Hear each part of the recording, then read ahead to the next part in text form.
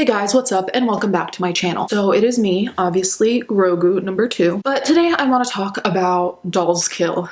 I want to give a tiny bit of background of my relationship with Dolls Kill. So basically, I think it was over a year ago now, they used to send me PR boxes, and I used to accept those and buy from them a while back because I wasn't aware of their ethics or lack thereof. Then when I was informed, I actually sent back the last PR package I got because I didn't want to accept anything from them anymore. That relationship was severed. I just didn't really want to have anything to do with them anymore. So in this video, I'm not going to cover every single thing they've ever done. I will be linking 2 videos that I think are very useful and illustrate the situation very well. One's by Sarah Hawkinson and one is by Blair from the Illuminati channel. I'll link both of those down below. I will be referring to certain things they've done, mainly because it's relevant to what we're going to discuss today.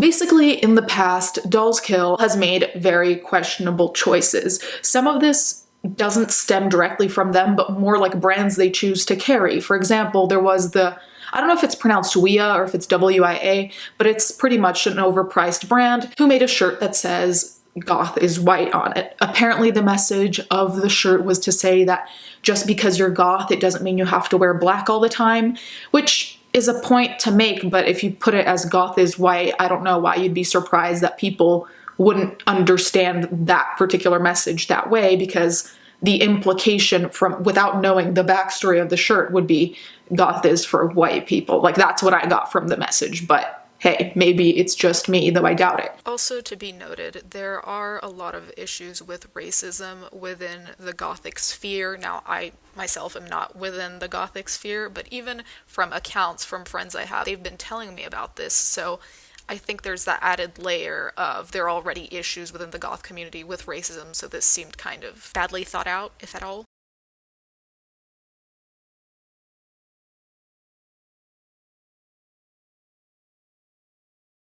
Another thing they did was that they had a shirt that said, "Dead girls can't say no," which I don't really think I need to explain why that's a fucked up thing. I don't even know who would want to wear a shirt that says that. Like, as much as I question Dolls Kill, I would also question anyone who chooses to buy and wear a shirt that says that. Rape, necrophilia, not particularly funny things in my opinion. I think an issue that people also had is that the shirt seems to make a joke about rape. Meanwhile, Dolls Kill poses as so like open-minded and sexually liberated and all this other shit, and it's like the 2 things just don't match in my opinion.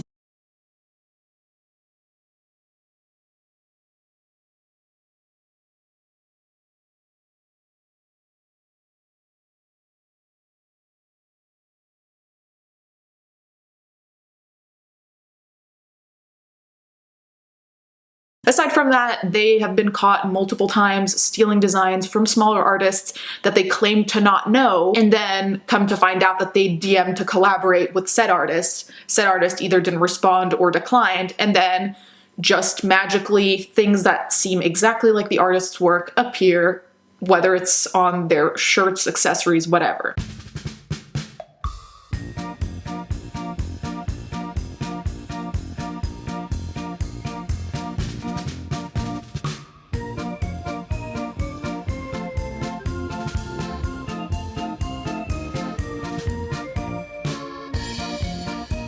Aside from this, so as you guys can see from this short little summary that I've already given you, there's a lot that's happened with them that's questionable. The last thing they did that they got into hot water for was after the murder of George Floyd, there were BLM protests, as you guys well know, and the owner decided to put a picture on Instagram of the cops in front of their shop saying, "Direct action in its glory, hashtag Black Lives Matter." Now, obviously, this was confusing to a lot of people because you're showing a picture of the police and it seems like you're supporting them, which was particularly controversial because of what happened to George Floyd at the hands of the police. So people were saying to boycott Dolls Kill for that. A lot of people didn't know about all the history as well, but that resurfaced. When that occurred, the owner made a terrible apology / statement video. I'll link it down below. I might put in a few clips just to give you context. Hi, I'm Shadi Lynn. I'm the founder of Dolls Kill. I started Dolls Kill to create a place where the misfits, the underserved, the crazy ones, the ones that don't dress like everybody else and look like everybody else and act like everybody else could come together and celebrate diversity. I am here today to apologize for the damage and the pain that my actions caused you, the Dolls Kill community. I did something that hurt people. I was not trying to do that. I want to talk to you about that today. I want to be clear, I did not call the riot cops.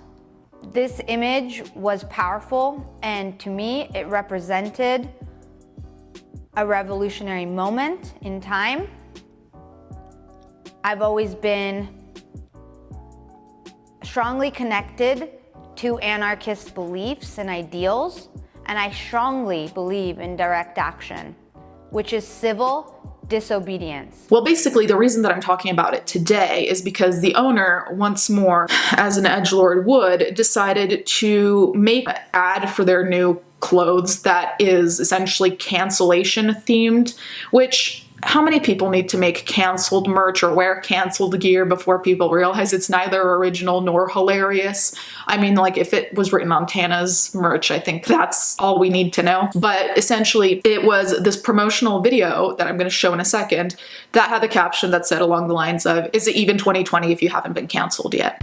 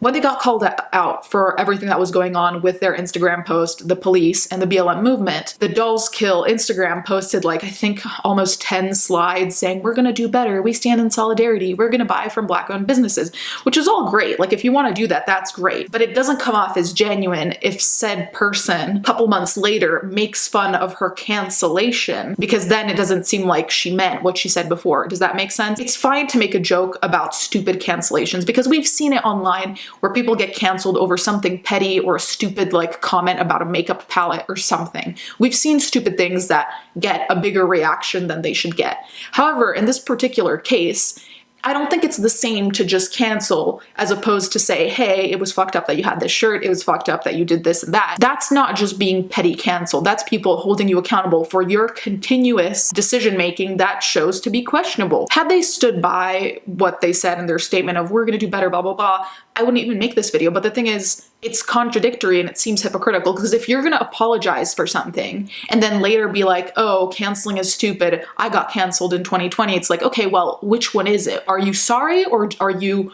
just pandering so people keep shopping from your brand? Because a bunch of brands distanced themselves from Dolls Kill after that whole situation. After the promotional video, I commented under being like, there is such a thing as stupid canceling, but you weren't stupid canceled. Like, you weren't canceled over something petty. You were held accountable for your actions, and the owner is trying to seem very unbothered about it, but she seems to clap back to essentially every comment she gets and responded to my comment saying, thanks for clarifying, which is like, you're the same exact person who was apologizing awkwardly on camera for all of this, and now you're kind of making a mockery out of that apology. Now, Dolls Kill is trash. That was never really up for debate since I found out everything they've been up to, but I find it just ridiculous. Even, let's put morals and ethics aside, as they often have, for a second, okay? Let's just talk about this from a business standpoint. If you're trying to save your business from being quote unquote canceled and you apologize, it is a stupid move to then kind of imply that that apology is retracted or imply that that apology wasn't real by making a mockery out of the cancellation that you apologized for. Does that make sense? Like, it just seems stupid, and, you know, even morally and ethically, I don't think they ever meant that apology, but now they're just highlighting that, which further just highlights how flawed the entire system of that company is. Last thing I'm going to add is that it's up to you, every single individual, to decide how much you want to give Dolls Kill the benefit of the doubt based on what I showed you on their little scandal tab on their page. Do you believe what they've said? Because for me, it's difficult to really trust a company that has shown immoral behavior over and over. So let's say they didn't steal and actually have a design that said dead girls can't say no. Let's say they had the best intentions with the goth is white thing. Do you still trust a company that has shown to be that unprofessional and just overall thoughtless and lacking self-awareness? I personally choose no, so whatever they put on that tab doesn't really mean much to me. So basically, that is where we're at today. I will link the videos that I said down below if you want like a detailed history of everything they've been up to. Anyways, guys, let me know what you think in the comments down below. Let me know what you think, if you still shop from there, so on and so forth. Thank you guys so much for watching. Thank you to my patrons as always, and let's get right into the fan art.